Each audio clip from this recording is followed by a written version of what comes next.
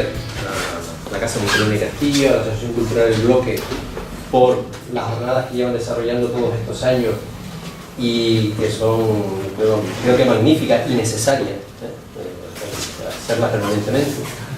Y yo realmente estoy un poco emocionado hoy, ¿no? Porque aparte de tener que dar la charla en Telde, es decir, mi natal, del barrio de Las Huesas y nacido y criado en esta ciudad, pues impone un poco hablar aquí en Telde. Aquí tengo parte de mi familia, mis padres, profesores o compañeros de la época cuando estaba en el instituto, amigos del colectivo Turconi y vecinos, ¿no? Y es emocionante también por el espacio, ¿no? La Casa Museo de Castillo está en la biblioteca donde veníamos a investigar, las personas que éramos jóvenes, pero curiosas, que queríamos descubrir todo lo que tenía que ver con la historia, la naturaleza de Canarias, qué había pasado. Realmente no teníamos muchos referentes, ¿no? Y este realmente era uno de los referentes, donde veníamos como ratas de biblioteca, ¿no? Evidentemente. Y me acuerdo que aquí estaba, creo, Juan Ismael, que estaba aquí el armario donde se guardaba sobre todo lo que tenía que ver con los documentos, los libros con contenidos canarios, ¿no? Estaba el diccionario famoso del doctor Pedro Hernández Benítez, y lo consultábamos, y muchas otras cosas que eran auténticas joyas.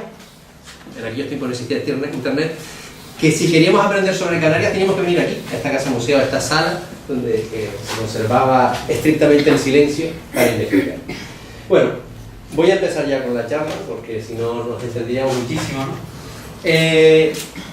Esta charla evidentemente se enmarca dentro del proyecto Adaptar, es un proyecto cofinanciado por el programa Interreg, MAC 2014-2020, un proyecto de la Unión Europea para fomentar la cooperación transfronteriza, interterritorial entre Canarias, las regiones más cercanas de las islas de la Macaronesia y también en nuestro entorno africano. Y con este título, imagínense de las cosas que podríamos hablar. Podríamos hablar de multiplicidad de cosas, ¿no? Desde el clima, tradición, innovación. Yo solamente voy a hablar de algunas, no de todas las que podría sugerir este título. Primero presentar un poco, ya que sé que el viernes van a visitar el ITC en Pozo Izquierdo, las instalaciones de Pozo Izquierdo. El ITC se dedica a temas de innovación empresarial y demás. En Santa Cruz de Tenerife tenemos una sede también importante. Pero la parte de investigación se centra en diversos departamentos. Los temas principales: energías renovables, agua, biotecnología, centrado en el tema de producción de microalgas, análisis ambiental, que está centrado sobre todo en el análisis de pesticidas, herbicidas en frutas y hortalizas, lo que exportamos y lo que consumimos aquí en un laboratorio muy específico que está en Arinaga. Una parte importante de computación científica y tecnológica, todo lo relacionado con desarrollo de software, y una parte de ingeniería mecánica muy centrada en la ingeniería médica, desarrollo de prótesis especiales y demás. Yo trabajo en este departamento, en el departamento de agua, que estamos centrados en lo que comentó antes Juan Ismael, la gestión sostenible del agua en todos los aspectos. Ya veremos cuando hablemos de adaptar lo que hablamos, pero una de las bases o de los núcleos por los que nació incluso el ITC, este departamento, es el tema de la desalación con energías renovables.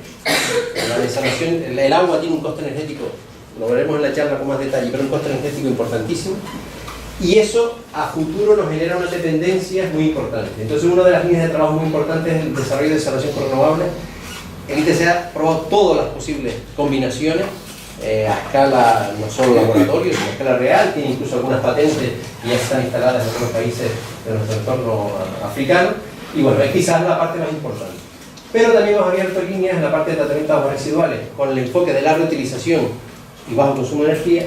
Y otra parte muy importante es el tema de la calidad de agua, tanto potable como aguas regeneradas, como la calidad de agua en las zonas costeras. Eso lo podrán ver el viernes con más detalle. El proyecto Adaptar es, como comentaba, un proyecto de cooperación. Entonces estamos integrados múltiples socios.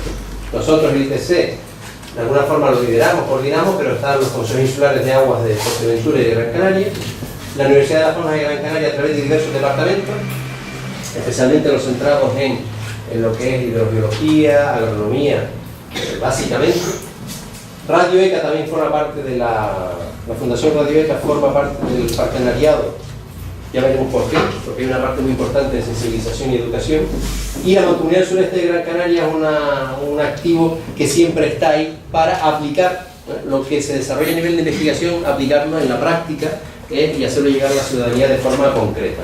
Tenemos dos socios en Madeira. ARM, que la vemos aquí, es una empresa que gestiona el agua en alta en la isla de Madeira. No funciona como aquí en Canarias, que las aguas subterráneas, pozos, galerías, después veremos algún dato al respecto, pues tradicionalmente han sido de promoción privada. En Madeira fueron de promoción pública, existen muy pocas galerías, captaciones de agua superficial, y los gestiona una empresa de capitales públicos, todo lo que es el agua, excepto casos muy puntuales. Y realiza toda la distribución en alta del agua en Madeira y por Rosal. Y ANEAM es una agencia regional de energía y medio ambiente, más centrada en investigación. Y en Cabo Verde también tenemos múltiples socios, desde la Agencia Nacional de Agua y Saneamiento, una empresa nueva que se ha creado que se llama Aguas de Santiago, intermunicipal, participado por los municipios de esta isla, un Instituto Nacional de Investigaciones Agrarias, la Universidad de Cabo Verde, y el Ministerio de Medio Ambiente a través de varias direcciones generales, y colabora también con nosotros el Ministerio de Educación y una empresa privada de la isla de Sal que se dedica a suministrar agua, energía al sector turismo. Bien, ¿por qué hablar de la Macaronesia? Esto yo creo que es un tema importante, ¿no? Nosotros nos encontramos en un marco geográfico que es muy singular y en el cual tenemos elementos similares con nuestro entorno geográfico, pero a veces no nos damos cuenta, no somos conscientes de ello. Los archipiélagos de Azores, Madeira, Canarias, Cabo Verde y parte también de la costa occidental africana son lo que se define como un enclave biogeográfico propio, que tiene una serie de características más o menos similares. Sobre todo las islas son todas de origen volcánico, la orografía es muy similar, de hecho la gente cuando viaja entre islas se sorprenden porque reconocen sus paisajes sus locales, los reconocen en islas de otros archipiélagos, ¿no? Eso genera toda una estructura geológica muy particulares que son propias y definen nuestro paisaje, y también la gestión del agua. El clima, la influencia de los vientos alisios es fundamental para que existan ecosistemas como la Laurisilva, con una condición noreste, que cargado de humedad permite que determinadas islas altas tengan unas condiciones climáticas muy diferentes a las que tenemos en el entorno del Sáhara Occidental, del continente africano, del Sahel. Y el aislamiento y ese tipo de condiciones pues, ha permitido que exista una fauna y una flora realísticas exclusivas. Es decir, tenemos unas auténticas joyas desde el punto de vista de lo que es el patrimonio biológico y la biodiversidad. Pero tiene una serie de elementos. De hecho, pongo aquí este dragón, no se imaginan dónde es, ¿no? ¿Diga una isla? ¿Alguien? La Palma. Pues no, ese dragón está en la isla de Sant Antão, en el valle de Paúl, en Cabo Verde. Es decir, es el elemento biográfico que nos distingue. El drago es un elemento que lo tenemos en todo el archipiélago de la Macaronesia.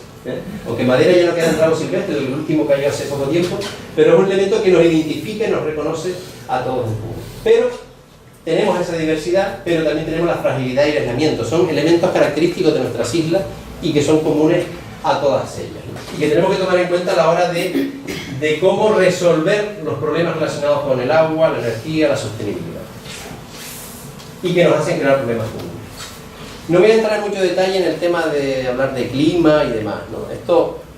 Este tipo de conclusiones que hablamos aquí están trabajadas en diversos proyectos. Hay un proyecto, el proyecto Climática y Desarrollo del IPC con la Universidad de La Laguna y también universidades de Marruecos para ver con escenarios climáticos cómo podía evolucionar el clima en Canarias, en la región Suma-Sadrá en los próximos años. Madeira también tiene desarrollos en este tipo. Básicamente, todas las líneas, las conclusiones que hablan de escenarios de futuro, hablan de incremento global de temperaturas en nuestra zona. No estoy hablando de la área global, estoy hablando de nuestra área geográfica más cercana. Cambio y desplazamiento de los patrones de precipitación, incremento de periodos secos y fenómenos de lluvias extremas. Eso ya lo hemos observado en múltiples ocasiones, pero la tendencia va por ahí. De hecho, esta imagen no es de Mindelo, también en Cabo Verde. Es decir, unas inundaciones tremendas, uno de los países mucho más árido que nosotros, pero las lluvias son extremadamente torrenciales y ha ocurrido en Madeira, ha ocurrido aquí en Canarias, en 2015 ocurrió aquí en Telde, y esa es la tendencia. Pero los periodos secos también más largos. Algo invisible pero muy importante, aumento de las tasas de evaporación del suelo, es decir, al aumento de temperatura, régimen de viento. Uno de los fenómenos que se da es que la evaporación es mayor, nosotros no lo notamos, pero las dotaciones de agua que hay que aportar, por ejemplo a un cultivo, para que se sostenga en esas condiciones ambientales es mayor. No solo no tenemos agua, tenemos menos agua, sino que tenemos que aportar más porque las condiciones de evaporación del suelo y de aspiración de las propias plantas es mayor. Y esa tendencia es importante, ¿no?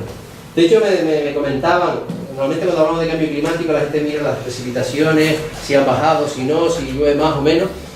Y lo que me comentaba una vez, ya no lo es, gerente del Consejo Insular de Tenerife, Pepe Fernando Betentú, me decía una vez, mira, lo que hemos detectado, yo no sé, porque las series las precipitaciones son muy variables año a año, ¿no? Entonces es difícil a veces evaluar tendencias, ¿no? Pero lo que sí hemos detectado, porque tienen sondeos, sobre todo las cañas del Teide y demás, que se ha reducido la infiltración.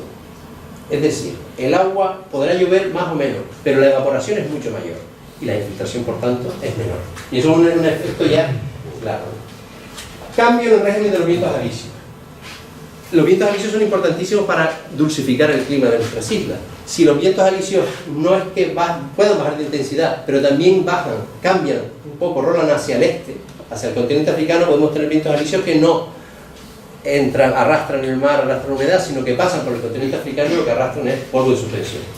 Las frecuencias de calimas que se están produciendo, bueno, cada vez más frecuentes, que afectan incluso, fíjense en esta imagen, a Azores, pero afectan a Madeira, bueno, a Canarias evidentemente, porque ustedes lo han visto, lo han sufrido, pero también a Cabo Verde, que allí se denomina bruma seca. Antes, recuerdan que las calimas venían con tiempos del sur, que después venían lluvias, temporales, pero es que ahora vienen con tiempos del noreste, con el alisio. Eso es preocupante, porque puede cambiar incluso las condiciones climáticas y poco a poco determinados ecosistemas, como los lagos y silvas, verse en riesgo, porque las condiciones de humedad ya no se dan y se va perdiendo, y probablemente una de las previsiones que se hacen es que el pinar, por ejemplo, avance más como ecosistema natural, que sea más la función. Y después otro aspecto importante es la competencia por el agua, es decir, si hay más demanda de agua para los determinados sectores, sectores prioritarios, uno de los problemas que podemos ver es la competencia por el agua, y hay determinados sectores que se ven perjudicados. Los más débiles pueden ser, por ejemplo, la agricultura de medianía, la agricultura más familiar, que el acceso al agua es más complicado, y los propios usos ambientales, Voy a comentar brevemente algo relativo, por ejemplo, a una isla que supuestamente no tiene problemas de agua, ¿no? Que es Madeira, una isla que tenemos aquí al norte, 500 kilómetros al norte de Tenerife, y de hecho las precipitaciones medias de la isla de Madeira son del orden de 1.300, casi 1.500 litros por metro cuadrado y año. Imagínense, La Palma está sobre 700 y pico, es decir, el doble prácticamente que la isla de La Palma. Pero ¿qué pasa en la isla de Madeira? Aparte de la variabilidad de las precipitaciones, lo que se está viendo es que en los últimos años, 2015 fue uno de los años más secos en series muy amplias, incluso de 60 años, los últimos 60 años y 100 y pico, es que las previsiones hablan de que las precipitaciones se puedan disminuir en torno a un 30% en el futuro, y mayor incremento, riesgo de catástrofes naturales e incremento de la temperatura. Ya hay mediciones que ya alertan sobre la situación en la isla de Madeira, pero no es el principal problema. Es decir, las previsiones son que llueva menos, aunque llueve muchísimo, pero la conciencia colectiva en esa isla es de que el agua sobra y es abundantísima, y todos tenemos derecho al agua porque es un bien que nos provee la naturaleza y tenemos derecho al agua. Y el uso del agua está condicionado por esa cultura del agua, de que el agua sobra.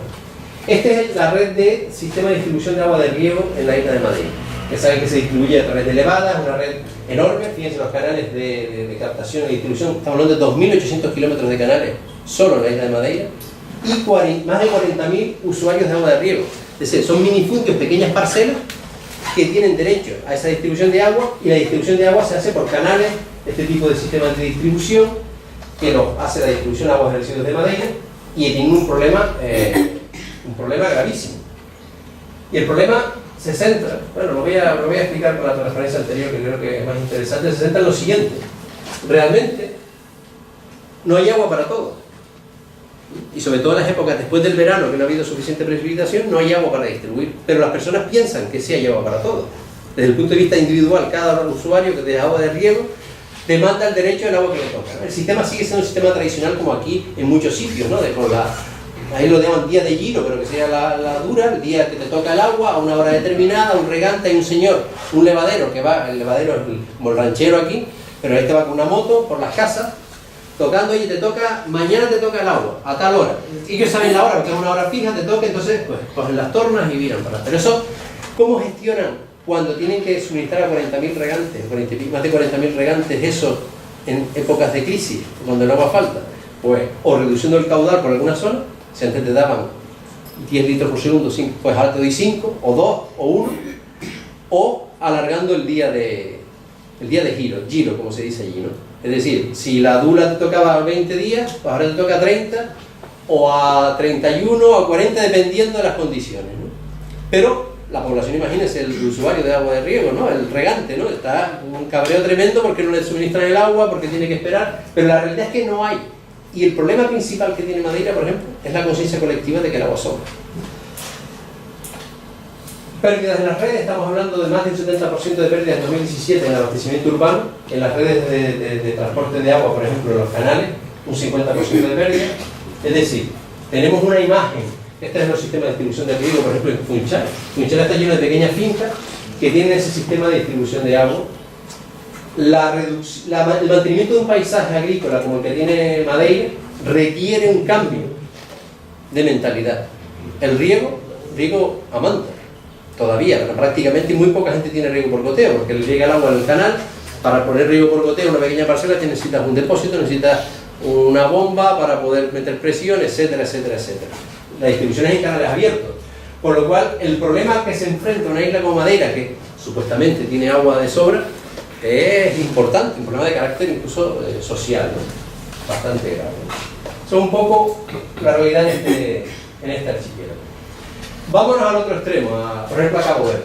En Cabo Verde la situación también es enormemente diversa, en diversas circunstancias, ¿no? Hay islas como Sant Antao, que está al extremo norte a la izquierda, que tiene zonas donde hay ciertos más presencia de agua, una pequeña zona donde hay agua incluso en las riberas, ¿no? En los barrancos, pero el principal problema de un país como este no es el agua de riego, el abastecimiento de agua. La mayor parte de la población, sobre todo en las zonas rurales, el abastecimiento de agua tiene acceso al agua, es decir, es uno de los países que han cubierto los objetivos del milenio de acceso a agua en ciertas condiciones de potabilidad y demás, pero no tiene agua en el grifo.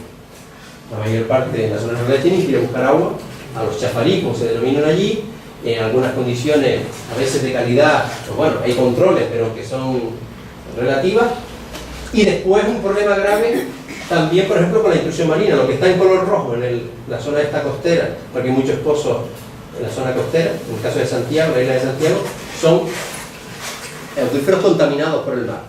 Y no solo por la sobreexplotación, porque tampoco hay medios para sobreexplotar el acuífero, porque no es como aquí en Canarias, donde desarrolla infraestructuras de pozos y demás, sino las personas tienen que buscarse la vida con el tema de la baña de arena, como hacen ahí, la extracción de arena en los cauces de barrancos, y penetra el agua de mar en los barrancos, que es donde están los pozos de aguas costeras más interesantes, y al final el agua de mar termina contaminando los pozos, sobre todo en esa zona norte. Eso es el caso de Santiago. Y después tenemos la otra vertiente, en Sal y Boavista, contraria, donde se están instalando pues, sistemas de hoteles, bueno, con todo incluido, con una demanda de agua importantísima, en un sistema, en una isla donde no existe un sistema de abastecimiento público de agua y energía capaz de soportar esas demandas. Y se tienen que crear sistemas totalmente nuevos para el turismo, cuando la población en general todavía tiene unos problemas gravísimos de acceso al agua de calidad. En esas condiciones los retos son tremendos. Por ejemplo, ahora mismo, el año pasado, Cabo Verde ha sufrido un año de sequía absoluta. Las lluvias son entre junio o septiembre, las lluvias, el día que cae, suelen ser lluvias torrenciales, ¿no? Como vemos aquí, a lo mejor llueve 1 o 2 días al año, pero suelen ser lluvias torrenciales de este tipo. Y la principal medio de subsistencia de muchas de las familias del interior, por ejemplo de Santiago, de prácticamente todas las islas, es la agricultura de secano. Se planta millo y judía desde el borde de la carretera hasta donde se imaginen. Hay ahí, en junio sobre todo, hacen la simienta, la siembra, y a la espera de que llueva, y si llueve pues nace, van allí a hacer la monda, tapar el millo y demás, y bueno, y tienen que caer 1 o 2 lluvias en agosto y otra en octubre para que salga adelante y se den piñas y demás, ¿no? El año pasado, por ejemplo, prácticamente no llovió, o llovió lo justo para que saliera el millo, perdieron la semilla y ni para pasto, ni para desarrollarse las piñas y demás. Eso genera un impacto en la población en general para lo que es la seguridad alimentaria muy importante. Estrategias del gobierno para declararlo mal año agrícola, subsidios, hablando ya con la FAO para suministro de alimentos, etcétera, etcétera. Y por otro lado tenemos la agricultura de regadío, que todavía no está tecnificada, sigue siendo por riego, a manta, riego por inundación, como se denomina. Ahora, por ejemplo, en Cabo Verde hay una estrategia de reforma del total del sector de agua y saneamiento con empresas intermunicipales para avanzar, pero fíjense como el cambio climático o una sequía a nosotros nos afecta. Bueno, nos afecta porque a lo mejor no llueve y podemos ir más a la playa. No nos afecta en el agua del grifo ni nos afecta. Bueno, hay determinados sectores como los agricultores que sí se ven más afectados, ¿no? Porque lo sufren más directamente, pero en general la sociedad no lo ve como un problema grave. En cambio, en otros países el problema puede ser, otros no son conscientes, el problema de acceso a la alimentación, ¿no? Vamos a Canarias. En Canarias tenemos todas las posibilidades, ¿no? Desde situaciones de extrema aridez hasta situaciones donde realmente los recursos naturales son importantes. Pero lo que está claro es que hay una diversidad. Cuando hablamos del problema del agua y hablamos de este tipo de... no podemos generalizar.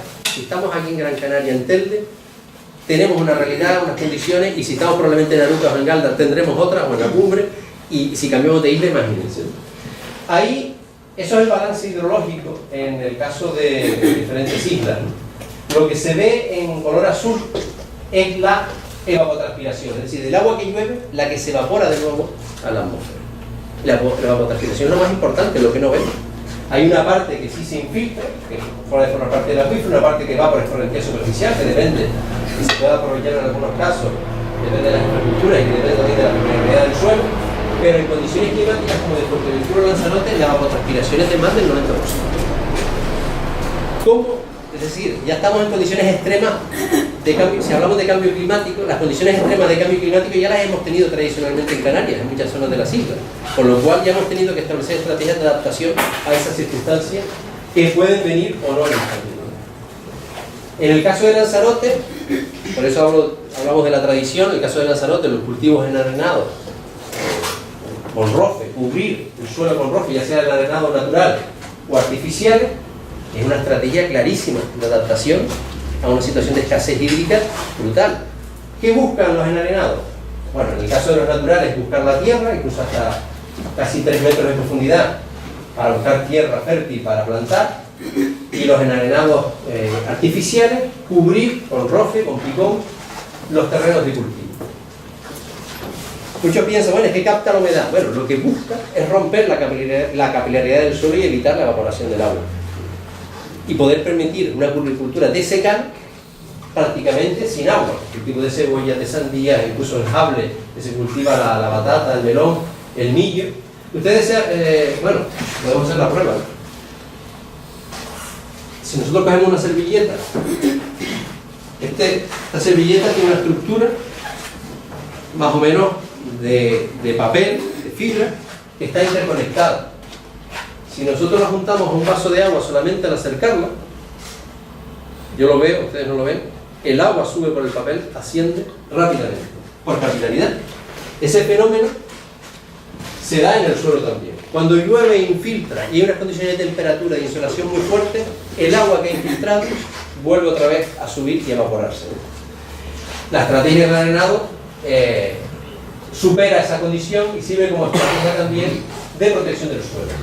Fíjense, en el arenado, los cultivos que no están cultivados, que están sometidos a la erosión. Otra estrategia tradicional, los cultivos en gavias, ¿no? Que nosotros bien conocemos, que también sigue una dinámica parecida, es decir, la gavia no solo se llena con las aguas superficiales, sino que la gavia, una vez se llena y bebe, también hay que picar en superficie para evitar que se produzca la evaporación del agua, ¿no? Aquí me hablaba un amigo, Pepe Santana, colega del colectivo, ¿no? Precisamente en la gavia aquí en Telde, que le decía al agricultor que cuando llovía él hacía le llamaban, no sé si alguien conoce el término, abono sideral. El abono sideral es que cuando llovía en el terreno, se iba con el sacho y picaba la capa superficial de la tierra, la principal, para romper la capilaridad del suelo y evitar que se evaporara el agua a la sazón, como dice la gente, ¿no? Infiltrar. Son pequeñas estrategias tradicionales, pero importantísimas de adaptación al cambio climático. Cubrir el suelo, por ejemplo, ¿no? Ya sea con hojas, con rofe o con lo que sea.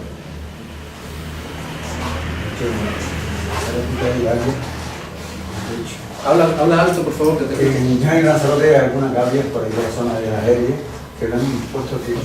Techo. Para que no... Sí.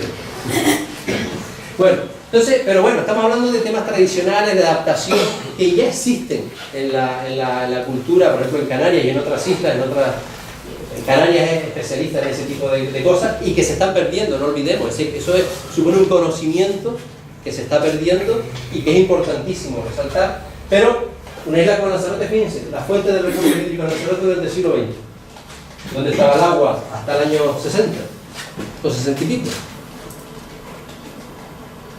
Agricultura de secano, galerías de Famar, el barco del agua, o el de la luz que venía de Gran Canaria, Arrecife, donde la gente iba a buscar agua, o las alcogías y los aljibes de las propias casas. Es decir, un sistema de adaptación extrema hasta que vino la desalación y bueno, y ya cambió radicalmente y conocemos lo que conocemos en Lanzarote gracias a la desalación de agua. Un sistema de producción industrial o artificial de agua. Algo parecido en Fuerteventura, no tan radical, ha ocurrido en Fuerteventura, que en Fuerteventura sí se han explotado mucho más las aguas subterráneas, ha habido otras condiciones. Yo me quiero ir a centrar ahora a Gran Canaria. No sé cómo voy de tiempo, ¿cuánto nos tomó todo el tiempo? En Gran Canaria. Porque no podemos hablar de estrategias de adaptación sin hablar tampoco de historia, de dónde partimos. Estos son los usos del agua en la isla de Gran Canaria, la demanda del agua durante el siglo XX. Principios del siglo XX, cuando se introducen los cultivos de exportación, sobre todo tomate y plátano, hay un incremento importante de la demanda de la agricultura, que tiene ese semi de los años 60, 70, donde empieza a declinar, también acompañado por el desarrollo urbano turístico, pero la demanda siguió subiendo. Es verdad que la agricultura ha bajado muchísimo, pero la demanda urbano turística ha seguido creciendo y hoy en día es prácticamente equiparable o superior a la demanda agrícola. Y tenemos, a mí me gusta poner esta secuencia que es del Consejo Insular de Agua, pero me gusta ponerla porque nos da una idea de pensar qué hemos hecho con la isla de Gran Canaria. Es una imagen del año principio del siglo XX. Los puntos azules son extracciones de agua subterránea sin intrusión marina, es decir, sin los pozos que no están picados por agua de mar. Extracciones con intrusión marina color naranja. Las que están en amarillo aparezcan en amarillo, pozos abandonados básicamente, o galerías abandonadas, y lo que aparezca en azul son de desaladoras que aparecen en los años 20. Hay una búsqueda importante, se empieza a buscar agua. Los años 40, fíjense, muchos de estos pozos, muchas de estas construcciones son de promoción privada. Fíjense la zona de cómo va creciendo la zona de la aldea, hay muchos pozos ya con intrusión marina en la zona costera, algunos abandonados. Años 60, donde prácticamente cualquier barranco, bueno, porque los que conocemos las islas, las caminamos, sabemos cuando cada poco tiempo encontramos un pozo que puede ser del orden de 300 metros de profundidad, 100 metros, incluso sondeos con nuevas tecnologías hasta de 600 metros. Y esto, bueno, esto ya es la época más importante. Aquí estamos en los años 80. Fíjense que en los años 60, ya en esta altura, poco después ya había manifestaciones en las Palmas de Gran Canaria porque no había agua para el abastecimiento urbano. Y llegó a la desalación, a salvar la situación. Pero fíjense el nivel de sobreexplotación que había tenido la agricultura de Gran Canaria, problemas de intrusión marina generalizada, los cultivos de plátano sobre todo que demandan agua. En esta época se puso también de moda la desalinización de agua salobre en los pozos que estaban picados, que no daban agua suficiente, con lo cual se provocaba más intrusión marina. Y bueno, aquí entramos en el siglo XXI en estas circunstancias. Una isla que ha explotado sus recursos naturales hasta niveles casi extremos y que depende enormemente de la desalación de agua de mar, es decir, de los recursos artificiales para producir agua. Aquí vemos esta misma evolución de otra manera, cómo hemos producido el agua en la isla de Gran Canaria del siglo XX. En amarillo, galerías, pozos, nacientes, manantiales naturales. Y a medida que se explotan, sobre todo los pozos, empiezan a crecer la explotación de pozos en Gran Canaria, se secan los manantiales, galerías prácticamente, y llega a ser como una especie de un punto álgido en los años 60. Aquí empieza a aparecer las aguas superficiales, las aguas de presas, de embalse, que como ven, Gran Canaria es la isla, lo decía Martín el otro día, ¿no? Ahí está la foto de la presa del Paralillo, el lugar del mundo que tiene mayor número de grandes embalses por unidad de superficie. Pero fíjense la presa del Paralillo, ¿no? Ahí tenemos esta buena imagen, prácticamente llena, es espectacular, la imagen del agua nos impacta, ¿no? La presa de Chira, Soria nos impacta, pero comparen esta superficie y la profundidad de la presa del Paralillo con el acuífero insular. Es decir, el acuífero de la isla es un acuífero dinámico que es el recurso natural más importante, que está en movimiento permanente, ¿no? Y es natural que aparentemente pensemos, porque cuando se habla de la crisis, que llueve o no llueve, que hay sequía, la gente habla del nivel del... Bueno, los informativos hablan del nivel del agua en las presas, pero no están hablando del 5% del problema, no están hablando de la globalidad. El problema fundamental en Gran Canaria, estamos hablando de la sobreexplotación del acuífero, por un lado, y después, que yo no digo que los embalses son importantísimos, porque es agua superficial, por gravedad, que podemos zonas irrigadas, pero tomemos conciencia de la relevancia que tienen en una isla como esta, donde es la isla con mayor número de embalses por superficie del planeta, o el territorio. Y la desalación de agua de mar, la reutilización, que tengo que hablar de ella, es la que viene a cubrir ese déficit tan importante que tenemos. Pero todo esto tiene un coste, es decir, todo el ciclo del agua, hay un ciclo de agua artificial que depende de la energía. El de los pozos dependía de la energía para bombear agua, pero la desalación todavía mucho más. 1 metro cúbico de agua desalado en la desaladora equivale a tener 1 kilo de fuel en alguna central eléctrica para producir la electricidad necesaria para producir la desalación, bombear, distribuir, el saneamiento de depuración, la reutilización, es decir, todo el ciclo depende de la energía. Entonces, tiene que haber un cambio, que ya ha habido realmente, un cambio de mentalidad en cuanto a la planificación hidrológica y la estrategia de organización. Es decir, el agua era un bien económico, un bien que tenía que suministrar a los determinados sectores económicos, la agricultura, la industria, el turismo, el abastecimiento urbano, pero que no fuera un limitante del desarrollo económico. Entonces, el enfoque tradicional siempre ha sido ampliar la oferta de agua, captar más agua, producirla, regularla donde haga falta, hay que producir más agua para satisfacer la demanda. Conducirla y distribuirla a donde haga falta. Eso sin tener en cuenta el límite físico, lo vemos con el caso de la sobreexplotación, económico, por los costes que estamos pagando ahora por el agua. La desalación supone un coste económico mucho más importante. Y ecológicos también. Es decir, pongo esta imagen porque, por ejemplo, este tipo de ambientes están en riesgo por desaparecer, ¿no? Ahí está el conflicto, hay que salir la pena ecologista, por ejemplo, el barranco de la mina, ¿no? Con el caso, o puede existir en cualquier elemento, ¿no? Pero bueno, tiene unas consecuencias ambientales importantes. Y la estrategia a futuro es conservar el recurso y gestionar la demanda. Es decir, no solo es producir más agua, sino gestionar adecuadamente la demanda. Por ejemplo, el caso de Madeira, el ejemplo que poníamos.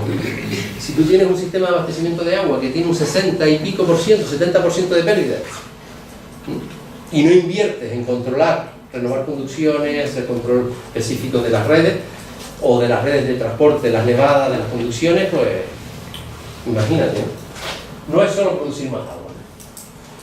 Entonces, las estrategias de adaptación y mitigación pues, pueden ir enfocadas en sistemas agrícolas diversificados, donde busquemos cultivos que requieran menos recursos hídricos, pero que se puedan adaptar a nuestras condiciones y producir suficiente rentabilidad económica, contar con mejor información y directrices sobre la selección de variedades de cultivo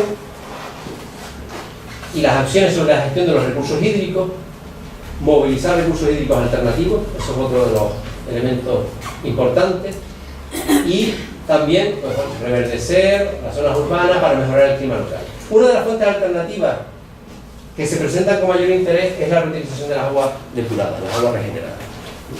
Estamos hablando de un sistema que ha cambiado de una eminentemente rural agrícola a un sistema eminentemente urbano turístico. Está produciendo agua residual constantemente, que está generando problemas ambientales. Entonces, ahí se abre una oportunidad. Las aguas regeneradas o las aguas residuales tratadas son un potencial para sustituir fuentes de recursos de otros orígenes, como el coste medioambiental, o puede ser la desalación de agua de mar o las aguas subterráneas, con mayor coste energético. Dado el desarrollo urbano que tenemos y la necesidad de saneamiento y depuración, porque eso es algo generalizado, es decir, nosotros ya no podemos concebir el desarrollo urbano sin saneamiento y sin depuración. Yo me acuerdo las principales reivindicaciones que había en los barrios de Telde en los años 60, 70, cuando se crearon mucho del barrio, era el alcantarillado, el saneamiento, ¿no? Curiosamente, aquí en Gran Canaria, que en Tenerife, en muchísimas zonas, sobre todo el norte de Tenerife, que está denunciada en España por cuestiones de contaminación de nitratos en la zona de la Dotava y demás, prácticamente no hay alcantarillado en muchas de las zonas del norte de Tenerife.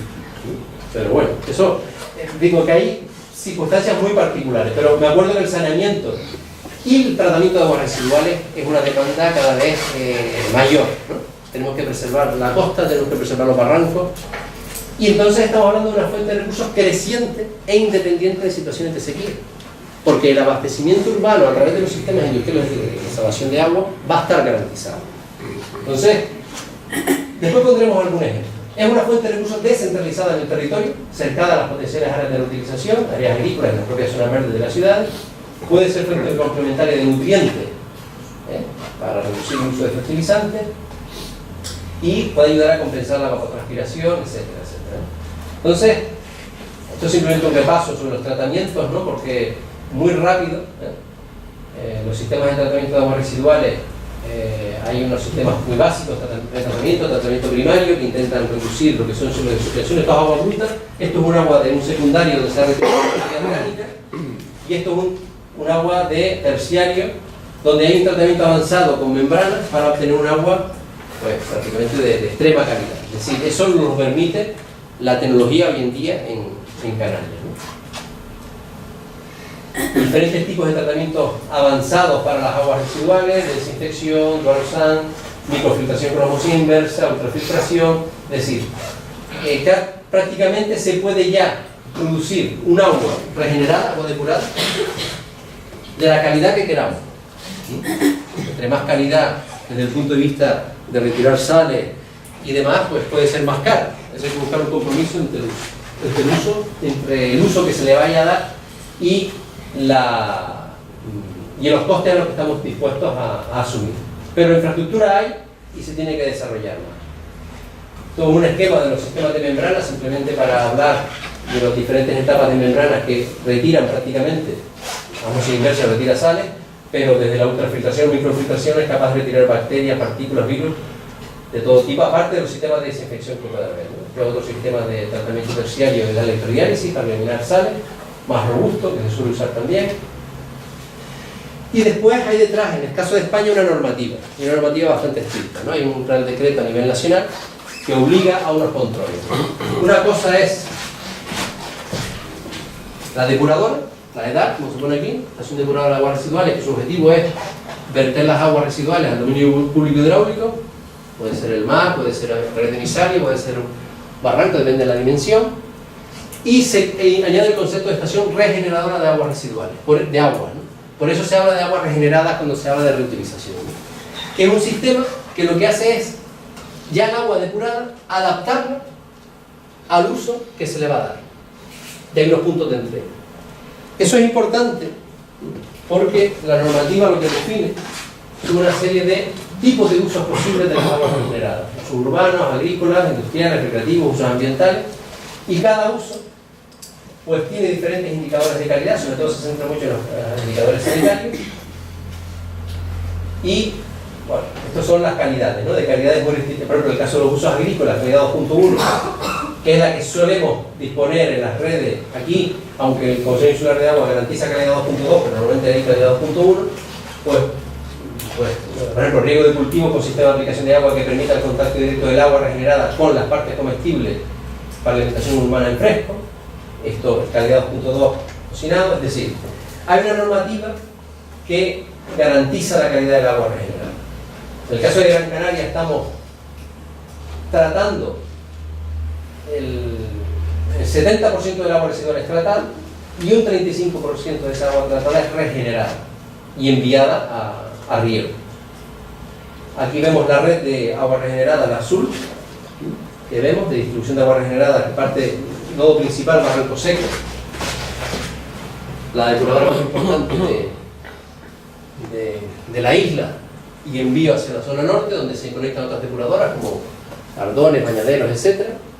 Y la red sur, donde aquí está Ginamar, Olla del Pozo, que no está funcionando el terciario, y el sureste de Gran Canaria, y hacia el sur de la isla.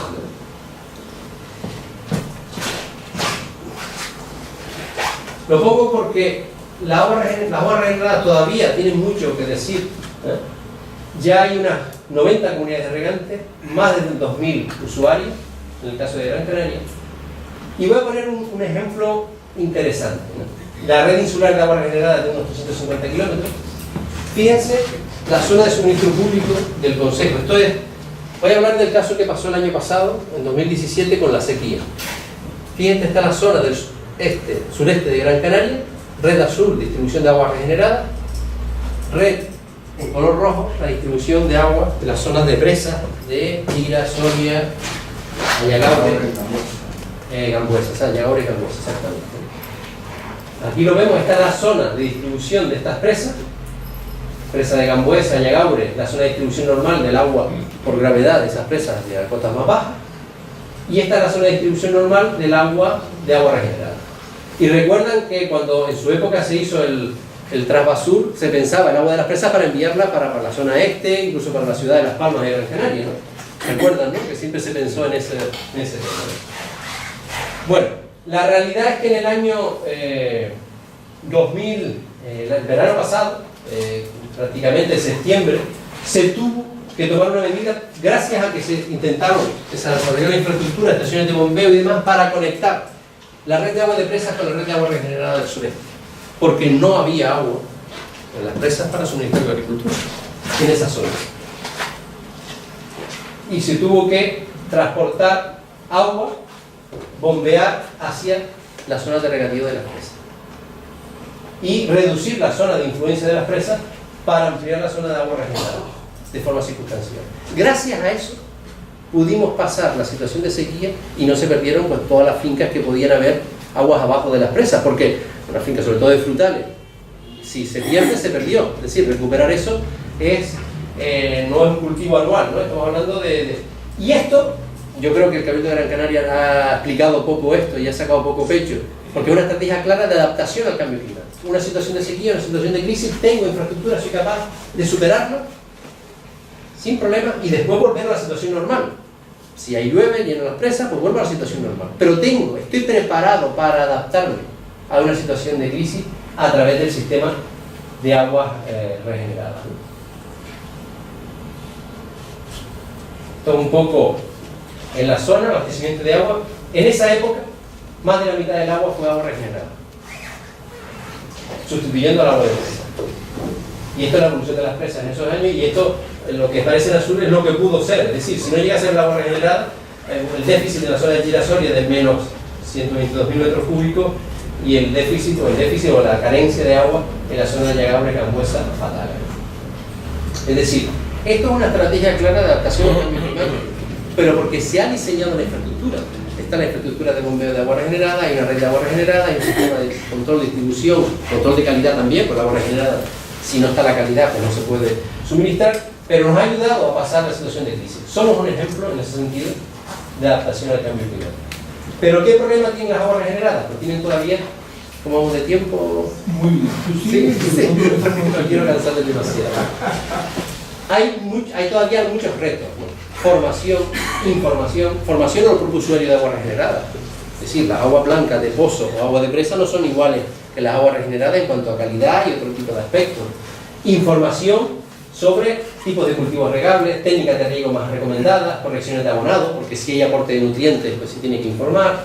Interpretación de las analíticas de calidad de agua. O sea, hay muchos aspectos que todavía no están resueltos en este sistema. Campañas de concienciación y fomento de la reutilización de no potable de las aguas regeneradas, porque es verdad, donde hay situaciones de crisis y estamos acostumbrados a que nos falte el agua, bueno, si nos aparece, como ha ocurrido aquí en Telde, ¿no? En Telde se han abandonado muchos cultivos por la falta de agua, la carestía y demás, pero ahora mismo en Telde hay producción de agua regenerada importante, hoy transporte y distribución de agua, las comunidades regantes tienen acceso a agua, cosa que antes no teníamos, ¿no? Es un cambio importante. Pero por ejemplo en la zona norte de la isla y en otras islas también existe prejuicio. Es decir, agua regenerada, eso no, yo no quiero ese agua, me genera... Entonces hay un trabajo de crear confianza, no solo en los usuarios, sino también en los propios consumidores, y establecimiento de tecnologías de regeneración y sistemas de control viables, ¿no? Porque aquí nos podremos permitir las tecnologías más punteras, significa agua más cara. Y controles de calidad exhaustivos, estamos hablando incluso de controles permanentes de calidad, Pero, por ejemplo, en otros países, como Cabo Verde o en otros entornos, no es posible. Entonces tenemos que adaptar, o en zonas rurales, tenemos que adaptarnos. Investigación, proyectos administrativos, etc. Entonces, en este ámbito donde se montó el proyecto Adaptar, y ahora sí voy a hablar de Adaptar y voy a ir más rápido, donde todos los socios se plantearon un proyecto con múltiples objetivos. El principal, que además se implica en todas las regiones, es el de la sensibilización, mejora del acceso a la información y la cualificación para promover la participación de la sociedad en este tema. No solo por la reutilización, sino por el uso eficiente del agua. Otra parte de tecnologías, de tratamiento, sistemas de control de calidad más adaptados, sobre todo a pequeña escala, y una parte de demostración y optimización de los sistemas de riego, el riego agrícola con agua regenerada.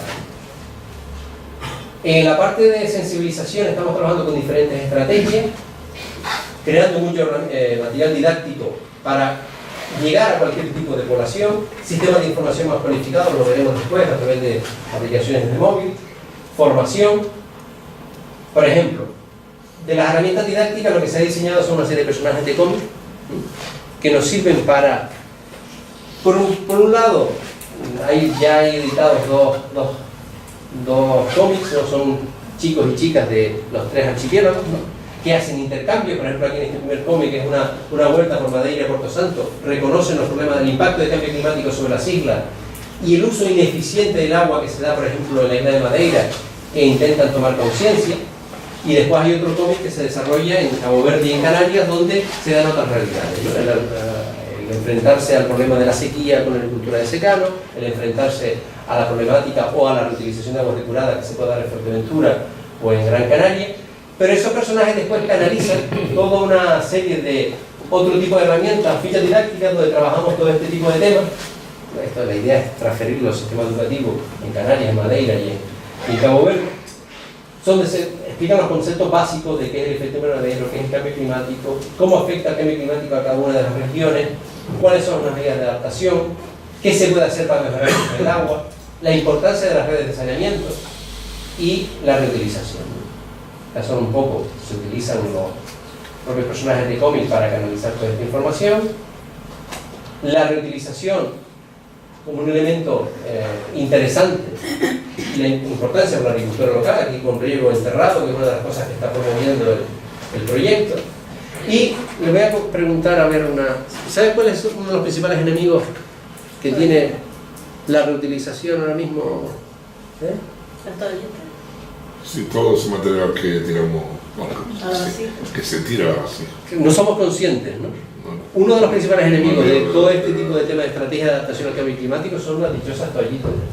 Y lo digo por un problema generalizado, que son fotos reales en la zona del sureste y demás, en toda la red.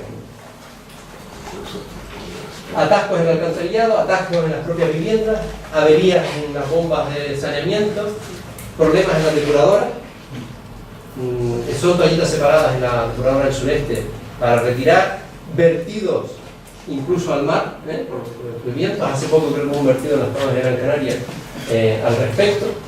Y es como eso, entorpecer todo nuestro sistema venoso, entorpecerlo. Es decir, aquí tenemos una oportunidad de dar importancia a algo a lo que no solemos dar importancia, por las cosas que no se ven, no pasa nada. La red de saneamiento no se le suele dar importancia, porque hasta ahora era un elemento para deshacernos de algo que no queríamos.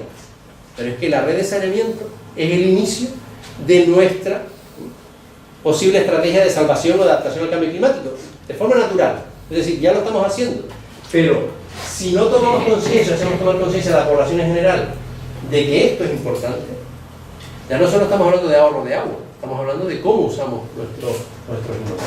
Pues bueno, se trabaja una ficha para concienciar a los chicos y las chicas de este tipo de temas, ¿no? Se habla del monstruo de las toallitas, que bueno, que ya se habla casi todo en España, en Nueva York, en todos lados, se habla ya de este problema, que además es un problema que se produce de muy pocos años para acá. Los que pateamos los barrancos, no sé, podemos patear cualquier barranco donde baje en red de saneamiento. Aquí tenemos el barranco del Calero, es un ejemplo, o el barranco de Iniguada, y observemos el barranco. ¿Qué observamos en el lecho de un barranco? Donde hay una red de saneamiento relativamente cerca. No sé, hace mucho que no la patear. Sí, Montañas de toallita, pero La tapa, levanta la levantada. Y cuando hay problemas de avenida, lluvias torrenciales, ¿qué pasa con las redes de saneamiento? Es decir, generamos un problema de seguridad ciudadana bueno, en todos lados. Con lo cual, les parecerá una tontería, pero esto es de una relevancia brutal. Y todavía se sigue publicitariamente vendiendo toallitas como que se degradan. Entonces, todo esto se combina con una pequeña serie de dibujos animados que estamos ya prácticamente desarrollando, juegos para trabajar también en clase de todos los conceptos que hablamos y poder que esto se naturalice. Y esto, por ejemplo, es un pequeño taller teatralizado que hemos hecho para la comunidad del sureste, en todos los colegios del sureste, en sexto de primaria, donde dos agricultoras explican la importancia del agua para la alimentación, cómo el cambio climático puede tener efectos sobre la producción de alimentos locales, que no somos conscientes, que es importantísimo, la importancia de la conservación del suelo, qué es la evaporación, y bueno, aquí por ejemplo están intentando estirar una toallita a los niños a ver hasta dónde llegan, ¿no? Para tomar conciencia de este tema. Es decir, cualquier tipo de estrategia o medio que haga llegar la información, porque uno de los problemas que nos encontramos es que sí, podemos hacer campañas de sensibilización, pero ¿son efectivas? ¿Realmente llega el mensaje? ¿Realmente producen un cambio las actitudes de las personas? Y no estoy hablando de los niños y las niñas, estoy hablando de los adultos y de todos. Porque hoy en día, en el mundo este de información que nos llegan estímulos por todos lados, imagínense, ¿no? ¿Cómo vamos a competir con toda la sociedad de información que tenemos alrededor? Porque hay que hacerlo, pero hay que hacerlo con acciones prácticas, concretas, donde haya toma de conciencia, ¿no? Por eso la Fundación Radio ECA es importante, ¿no? Ha elaborado un taller de secundaria, las famosas clases de Radio ECA, de la radio, donde aprendíamos bueno, mucha gente aprendía a sacar el graduado escolar, o bueno, hacer cursos de inglés, bueno, en Radio ECA se hacen muchísimas cosas hoy en día, ¿no? Pero en su época era ese el fin. Pues llevarlo a secundaria, es decir, se graban las clases de audio con los profesores de Radio ECA típicos, ¿no? Y el profesor, con otras herramientas, los esquemas, con los chicos se ponen a hacer los esquemas de Radio ECA en el aula. Estoy hablando de secundaria, ¿no? Entonces es un cambio de paradigma, porque les ayuda a fijar conceptos muy básicos, sí, pero les ayuda a fijarlos, que es el objetivo importante. También Gonzalo, lo que comentaba la aplicación, es decir, los usuarios de agua regenerada, y en el caso de Madeira, que no saben cuándo le va a llegar el agua, ¿no? Pues la idea es desarrollar una aplicación que se está desarrollando, prácticamente está hecha ya, una aplicación de móviles, para, en el caso de Madeira, poder comunicarse con los regantes y tener un uso más claro de qué día va a llegar el agua, a qué hora te va a llegar el agua, y también intentar cambiar el concepto cultural que se tiene como el agua como un bien infinito, ¿no? Que cada cual cambie, ¿no? Eso va a usar como herramienta de comunicación para mejorar el servicio, pero también para dar consejos y alerta y un poco concienciar. Y en el caso de las aguas regeneradas, para el Consejo Insular de Aguas de Gran Canaria, es que el usuario de aguas regeneradas tenga una información, un servicio mejor. Si tiene agua, si no tiene agua, facturas al cobro, qué calidad de agua, poder mandarle una analítica, recomendaciones de riego, etcétera, etcétera, etcétera, que un usuario normalmente no tiene esa información, pero que lo pueda tener en el móvil de forma personalizada es un tema importante. No voy a extenderme mucho más porque hay mucha parte de formación. Con Radio ECA también se lanza un curso de formación para adultos que ahora se va a presentar también en Cabo Verde. Tenemos un banco de conocimiento en audio en la página web de Adaptare, donde hay programas temáticos. Por ahora hay unos 8 programas de la primera temporada, con entrevistas a expertos que están disponibles para escuchar cuando queramos, ¿no? Vamos a sacar más recursos didácticos. Y la otra parte de tecnología. Esta es una depuradora de Cabo Verde. Normalmente las de Cabo Verde, las depuradoras son donde hay depuración sin consumo de energía, porque la energía es muy cara y tampoco hay capacidad de pago. Y los sistemas, y hay que mejorar el control de calidad, y también hay que mejorar un poco hacer un seguimiento de si realmente se puede reutilizar esa agua o no. Para crear confianza, bueno, esto es algunas de las acciones que estamos haciendo en Santiago, en Gran Canaria, en depuradoras pequeñas como Berenguera, Tasarte, para mejorarla. Es una depuradora de Santa Cruz en la isla de Santiago, haciendo seguimiento y control analítico en esta depuradora para introducir algún tipo de mejora. El caso de Berenguera y Tasarte, que también estamos trabajando con el Consejo Insular de Agua, y los controles de calidad. Uno de los problemas que estamos teniendo en Canarias es que los controles de calidad son tan exhaustivos en la normativa nacional y la frecuencia analítica tan alta que cuando intentamos abordar lo que es la reutilización a muy pequeña escala, una pequeña depuradora en una zona, si nosotros imputamos los costes analíticos que tenemos que hacer para cumplir la normativa, aunque el agua sea de muy buena calidad, prácticamente convierte el agua en carísima, inabordable, inviable, ¿no? De hecho, muchas reutilizaciones que tenían hoteles con depuradoras a pequeña escala, pues se han cortado después de la normativa. No porque la calidad del agua no fuera adecuada, sino porque el coste analítico es intratable, ¿no? Entonces la idea es cómo definir protocolos de calidad adaptados a los usos y que sean viables realmente a pequeña escala, ¿no? Incluso con poner monitorización en continuo de determinados parámetros, ¿no? Y buscar la manera que por ahora nosotros no lo podemos permitir en Gran Canaria, pero en otros países no, porque los costes analíticos que lleva esto detrás son muy importantes. Otro asunto, se está analizando, trabajando en lo que son los contaminantes emergentes, es decir, contaminantes que no están legislados, pero que pueden ser fruto de prejuicios por parte de la ciudadanía. Por ejemplo, el tema de residuos de fármacos, ¿no? O cafeína o nicotina, las aguas residuales. Es decir, realmente los sistemas de tratamiento eliminan esos parámetros que no están legislados.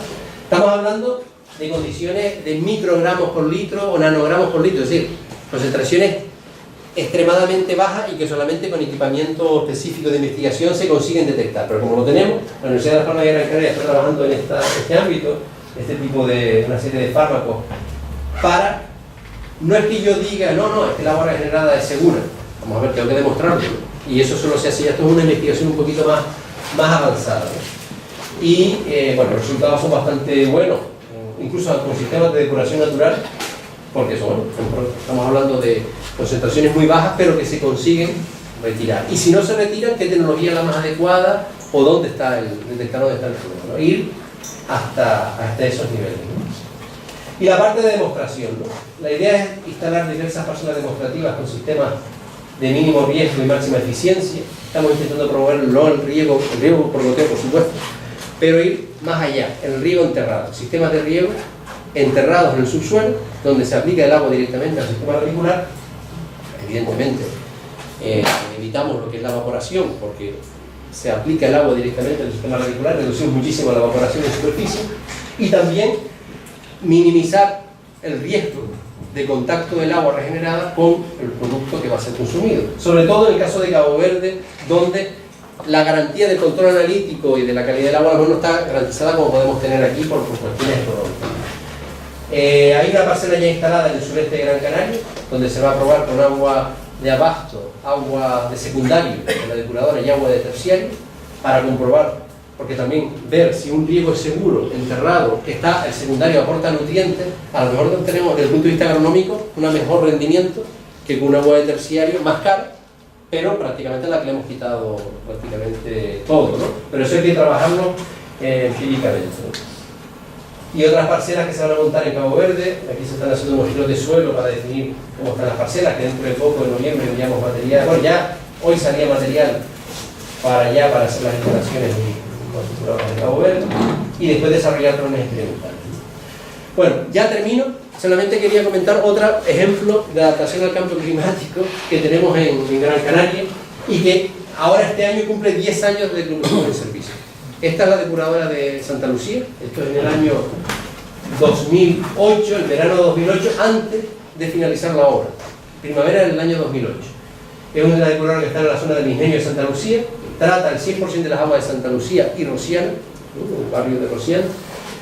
Aquí llegaban las aguas, a mano derecha llegaban las aguas residuales hasta una especie de fosa de decantación, y había una conducción que bajaba por todo el barranco de Tirajana para llegar el agua hasta Sardina, a la zona del centro terapéutico que hay por Sardina, y de ahí se bombeaba la red de vecindario y llegar a la depuradora del sureste. Son casi 20 y pico kilómetros en red de saneamiento. Bueno, esa agua no llegaba abajo porque en diferentes puntos del barranco estaba rota, o había caído piedra, o alguien vino a tubería y la rompió para algún cazador, no lo sé. Pero bueno, estaba rota en muchos puntos, y el agua residual se vertía en el propio barranco de Tirajana, y nunca llegó agua abajo.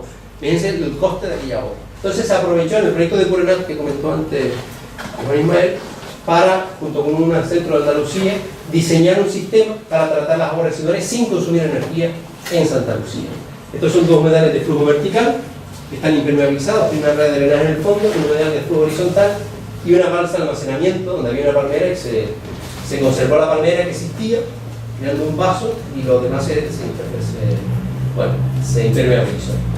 Este es el arranque en septiembre, bueno, fue agosto de 2008 cuando arrancó, septiembre de 2008, se implantó la TIFA, la ANEA del propio Barranco de Tirajana, porque era una planta que, bueno, todavía la utiliza Juanito Ramírez, que es un artesano del junco y la ANEA, de los pocos que quedan en la isla, y bueno, se utilizó esa como elemento de producción vegetal. Realmente él utiliza muy poca ANEA del sistema, la mayor parte se está utilizando para cama para el ganado, pero fíjense, esto es enero de 2009, marzo de 2009, julio, un primer corte que hicimos en julio de 2009 y este es agosto de 2009, es decir, el agua residual, el proceso de depuración fluye subsuperficialmente por debajo de esta grava, está a unos 5 centímetros, aquí está encharcado, por debajo no se ve, entonces el sistema radicular está permanentemente encharcado, ¿no? Absorbiendo nutrientes, se crea una serie de microorganismos aerobios y anaerobios en el sistema radicular de la TIFA, de la ANEA, y es hiperproductivo. Llevamos prácticamente 10 años haciendo seguimiento, tiene unos rendimientos de depuración muy buenos, sin consumir ni un kilovatio hora en 10 años que lleva funcionando, y se sigue manteniendo a lo largo del tiempo.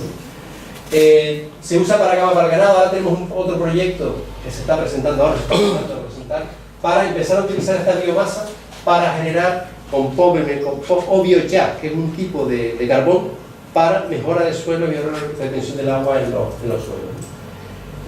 Esta es la depuradora en el ingenio. Está la visión más o menos actualizada de la depuradora, la TIFA, la flujo vertical, la balsa, y se están regando ya a partir de 2010, 2011, 3 fincas prácticamente 1 hectárea de olivos se están regando con el agua de Santa Lucía. Fincas de olivos que se plantaron porque existía el agua, porque en Tirajana es un sitio donde el agua es un bien escasísimo, es decir, problemas por el agua todos los que quieran y más, ¿no? Y unas condiciones climatológicas también muy adversas, ¿no? Pues estas fincas se plantaron porque existía este agua, ¿no? Fue un acuerdo del ayuntamiento con los usuarios. Ahora queremos empezar ya a hacerse, porque tenemos mucho seguimiento analítico del agua, pero no tanto del suelo, la planta y las prácticas agrícolas, ¿no? Pero estos son fincas nuevas creadas a partir del sistema de Santa Lucía, un sistema que se retroalimenta, un sistema sostenible y un sistema independiente de la energía eléctrica. Los costes de mantenimiento son mínimos porque el operario de Santa Lucía, del ayuntamiento, se pasa ahí cada semana, cada 15 días, echar un ojo, limpiar algo en la reja de paste, hacer los cortes que comentábamos, y realmente es un elemento de adaptación y de sostenibilidad de experiencia en este caso de Santa Lucía. Me gustaría destacarlo. Y bueno, y muchas gracias por su atención.